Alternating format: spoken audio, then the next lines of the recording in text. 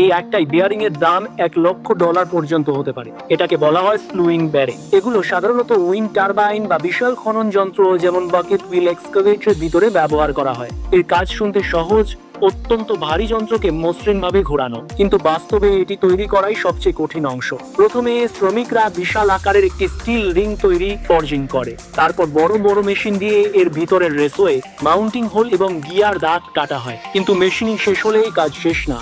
এরপর টেকনিশিয়ানরা খুব সূক্ষ্মভাবে মাপ পরীক্ষা করে, যেমন axial run out, radial run out এবং গিয়ার রান আউট। কারণ সামান্য ভুলও যদি থেকে যায়, পরে যখন এটি বিশাল কোনো যন্ত্রে লাগানো হবে তখন কম্পন, দ্রুত ক্ষয়, এমনকি পুরো মেশিন নষ্ট হয়ে যাওয়ার ঝুঁকি থাকে। সবশেষে এটিকে পরিবহন করাও বড় চ্যালেঞ্জ। ক্রেন, হেভি ট্রাক বা বিশেষ পরিবহন যান দিয়ে একে সরাতে হয়, আর শুধু শিপিং করতেই 1 মাস পর্যন্ত সময় লাগতে পারে। বর্তমানে এই ধরনের অনেক বড় স্লুইং বেয়ারিং চীনে তৈরি হচ্ছে। তবে প্রশ্ন হচ্ছে, যুক্তরাষ্ট্র কি এখনো এমন বেয়ারিং ব্যাপকভাবে উৎপাদন করতে পারে? বাস্তবতা হলো, যুক্তরাষ্ট্রের প্রযুক্তি ও সক্ষমতা এখনো আছে।